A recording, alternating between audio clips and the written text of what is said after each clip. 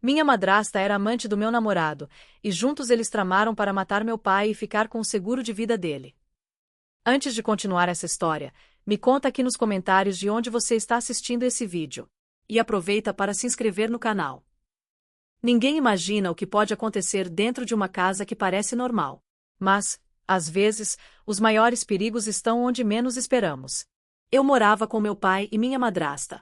A vida parecia comum, até o dia em que eu conheci um rapaz. Começamos a nos aproximar, a conversar, e logo aquilo virou um namoro. Era tudo novo para mim, um sentimento que eu nunca tinha vivido antes.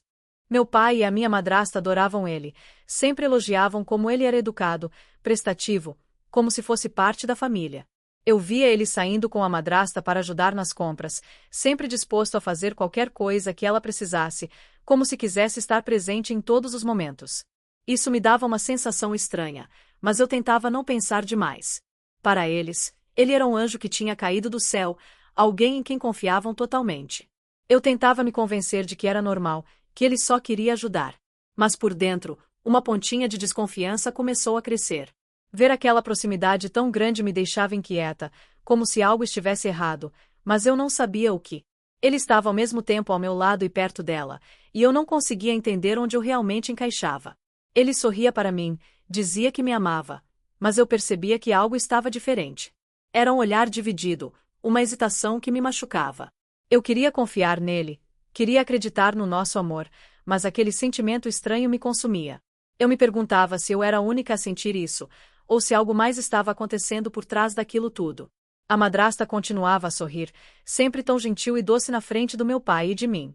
Mas eu sabia que aquele sorriso escondia segredos, que por trás daquela máscara havia uma mulher disposta a fazer qualquer coisa para conseguir o que queria. Eu sentia o perigo no ar, mas não sabia como escapar daquela armadilha que estava se fechando ao meu redor.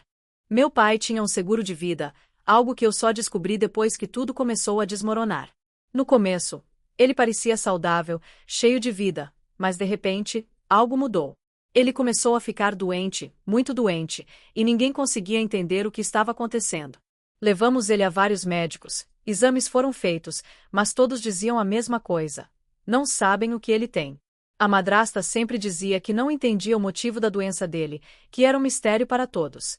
Ela parecia preocupada, às vezes até desesperada, mas tinha um olhar que eu não conseguia decifrar. Era difícil saber se ela estava mesmo preocupada ou se escondia algo por trás daquele rosto tão calmo. Eu queria acreditar nela, mas meu coração dizia para eu ficar alerta. Com o passar dos dias, a saúde do meu pai foi piorando, e a tensão em casa só aumentava. A gente vivia um misto de medo e esperança, esperando que ele melhorasse, mas a verdade era que eu sentia algo errado. A madrasta parecia cada vez mais nervosa, e o rapaz que eu amava estava sempre por perto, como se estivesse esperando algo também. Eu tentava juntar as peças, mas tudo parecia confuso demais para uma menina da minha idade. Aquele ambiente estava se tornando um lugar sombrio, onde eu não sabia quem era amigo ou inimigo.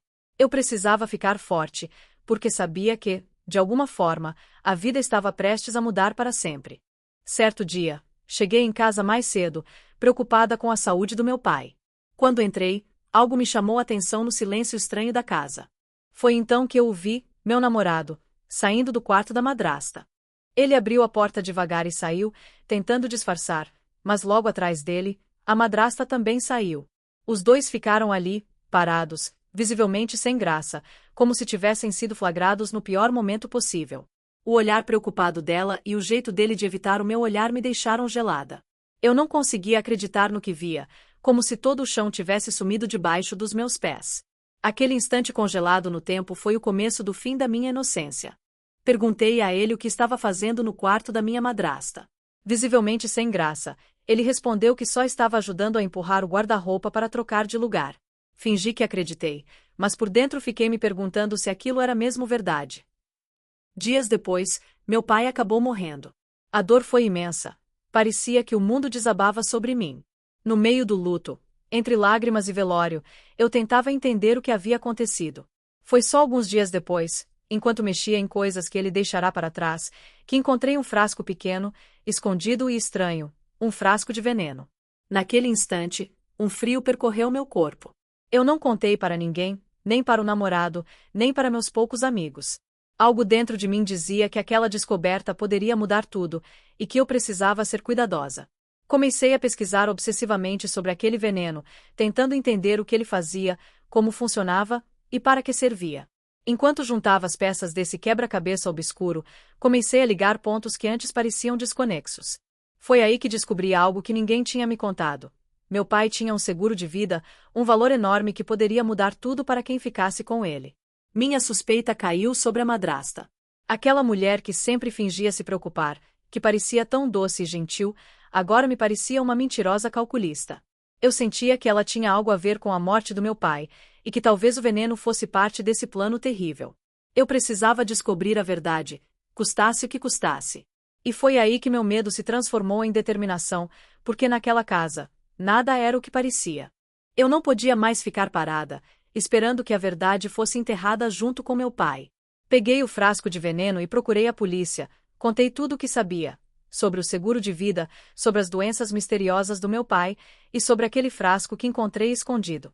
Falei também que meu pai havia se sentido mal várias vezes, sem explicação, e que tudo aquilo não fazia sentido. A polícia me ouviu com atenção e disse que iria solicitar uma autópsia para investigar melhor a causa da morte.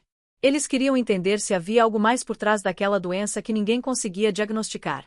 Era uma esperança tênue, mas eu precisava acreditar que a justiça seria feita. Fiz tudo isso escondido, sem contar nada para a madrasta, para não dar pistas que pudessem atrapalhar a investigação. Também não falei com o namorado. Eu não podia confiar em ninguém naquele momento. Eu precisava estar sozinha nessa batalha.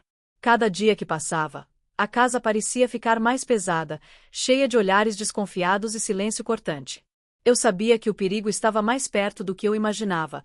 Depois da autópsia, a polícia confirmou o que eu já temia. Meu pai foi envenenado. A notícia caiu como uma bomba dentro da minha cabeça. Eles começaram a investigar quem poderia ter feito uma coisa tão cruel. Chamaram a madrasta e o namorado para prestar depoimento, e até recolheram os celulares de toda a família para vasculhar mensagens, ligações, qualquer coisa que pudesse ajudar na investigação.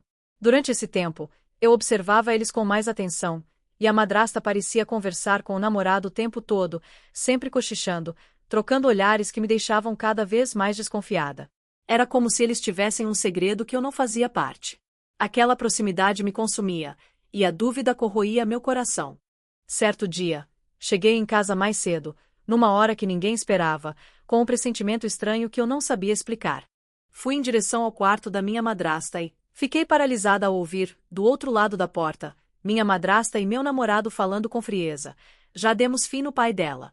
Agora, é só dar um jeito nela também. Eles diziam que eu estava começando a desconfiar e que, por isso, precisavam agir rápido antes que eu estragasse tudo. Meu coração disparou.